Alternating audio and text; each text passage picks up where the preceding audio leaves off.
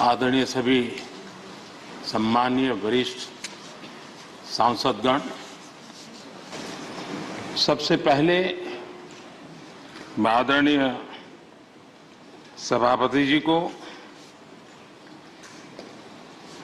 आपको इस सदन की तरफ से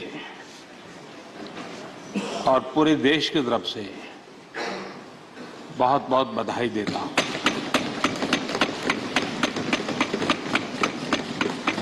आपने एक सामान्य परिवार से आकर के संघर्षों के बीच जीवन यात्रा को आगे बढ़ाते हुए आज जिस स्थान पर प्राप्त पहुंचे हैं वो देश के कई लोगों के लिए अपने आप में एक प्रेरणा का कारण है। इस उच्च सदन में इस गरिमामय आसन को आप सुशोभित कर रहे हैं और मैं कहूंगा कि किठाना के लाल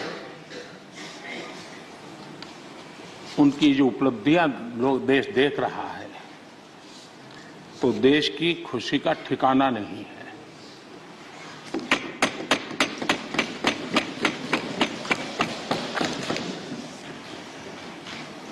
आदरणीय सभापति जी, ये सुखद अवसर है कि आज आर्म फोर्सेस फ्लैग डे भी है।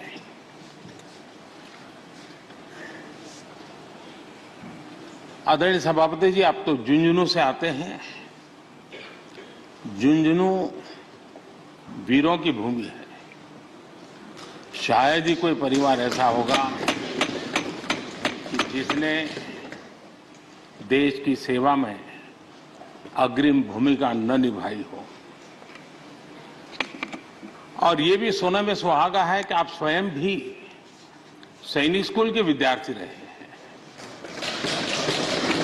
तो किसान के पुत्र और सैनिक स्कूल के विद्यार्थी के रूप में मैं देखता हूं कि आप में किसान और जवान दोनों समाहित हैं।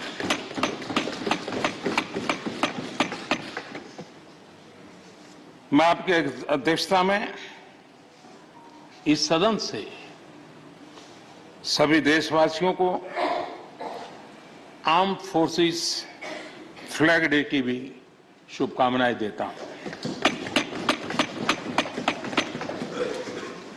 मैं इस सदन के सभी आदरणीय सदस्यों की तरफ से देश के आर्म फोर्सेस को सैल्यूट करता हूं।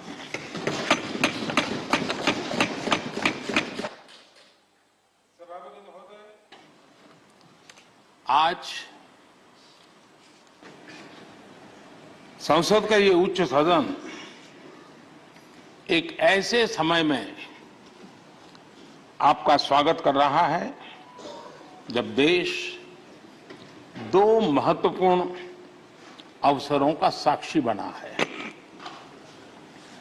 अभी कुछ ही दिन पहले दुनिया ने भारत को G20 समूह की मेजबानी का दायित्व सौंपा है। साथ ही ये समय अमृतकाल के आरंभ का समय है। ये अमृतकाल एक नए विकसित भारत के निर्माण का कालखंड तो होगा ही, साथ ही भारत इस दौरान विश्व के भविष्य की दिशा तय करने में भी बहुत अहम भूमिका निभाएगा। आदरणीय सभापति जी, भारत की इस यात्रा में हमारा लोकतंत्र, हमारी संसद, हमारी संसदीय व्यवस्था, उसकी भी एक बहुत महत्वपूर्ण भूमिका रहेगी। मुझे खुशी है कि इस महत्वपूर्ण कालखंड में उच्च सदन को आपके जैसा सक्षम और प्रभावी नेतृत्व मिला है। आपके मार्गदर्शन में हमारे सभी सदस्यगण अपने कर्तव्यों का प्रभावी पालन करेंगे। ये सदन देश के संकल्पों को पूरा करने का प्रभावी मंच बनेगा। आदरणीय सभापति महोदय, आज आप संसद के उच्च सदन के मुखिया के रूप में अपनी नई जिम्मेदारी का औपचारिक आरंभ कर रहे हैं। इस उच्च सदन के कंधों पर भी जो जिम्मेदारी है, उसका भी सबसे पहला सरोकार देश के सबसे निचले पायदान पर खड़े सामान्य मानवीय के हितों से ही जुड़ा है। इस कालखंड में देश अपने इस दायित्व को समझ रहा है और उसका पूरा जिम्मेदारी से पालन कर रहा है। आज पहली बार महामहिम राष्ट्रपति श्रीमती द्रौपदी मुर्मू के रूप में देश की गौरवशाली आदिवासी विरासत हमारा मार्गदर्शन कर रही है। इसके पहले भी श्री रामनाथ कोविंद जी ऐसे ही वंचित समाज से निकलकर देश के सर्वोच्च पद पर पहुंचे थे और अब एक किसान के बेटे के रूप में आप भी करोड़ों देशवासियों की, गांव, गरीब और किसान की ऊर्जा का प्रतिनिधित्व कर रहे हैं। आदरणीय सभापति जी, आपका जीवन इस बात का प्रमाण है कि सिद्धि सिर्फ साधनों से नहीं, साधना से मिलती है। आपने वो समय भी देखा है जब आप कई किलोमीटर पैदल चलकर स्कूल जाते थे। गांव, गरीब, किसान के लिए आपने जो किया वो सामाजिक जीवन में रहे हर व्यक्ति के लिए एक उदाहरण है। आदरणीय सभापति जी, आपके पास सीनियर एडवोकेट के रूप में 3 दशक से ज्यादा का अनुभव है। मैं विश्वास से कह सकता हूं कि इस सदन में आप कोर्ट की कमी महसूस नहीं करेंगे।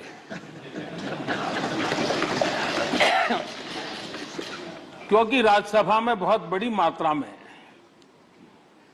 वो लोग ज्यादा हैं जो आपको सुप्रीम कोर्ट में मिला करते थे और इसलिए वो मूड और मिजाज भी आपको यहां पर जरूर अदालत की याद दिलाता रहेगा। आपने विधायक से लेकर सांसद, केंद्रीय मंत्री, गवर्नर तक की भूमिका में भी काम किया है। इन सभी भूमिकाओं में जो एक बात कॉमन रही वो है देश के विकास और लोकतांत्रिक मूल्यों के लिए आपकी निष्ठा। निश्चित तौर पर आपके अनुभव देश और लोकतंत्र के लिए बहुत ही महत्वपूर्ण है। आदरणीय सभापति जी, आप राजनीति में रहकर भी दलगत सीमाओं से ऊपर उठकर सबको साथ जोड़कर काम करते रहे हैं। उपराष्ट्रपति के चुनाव में भी आपके लिए सबका वो अपनापन हमने स्पष्ट रूप से देखा। मतदान के 75% वोट प्राप्त करके जीत हासिल करना अपने आप में अहम रहा है। आदरणीय सभापति जी,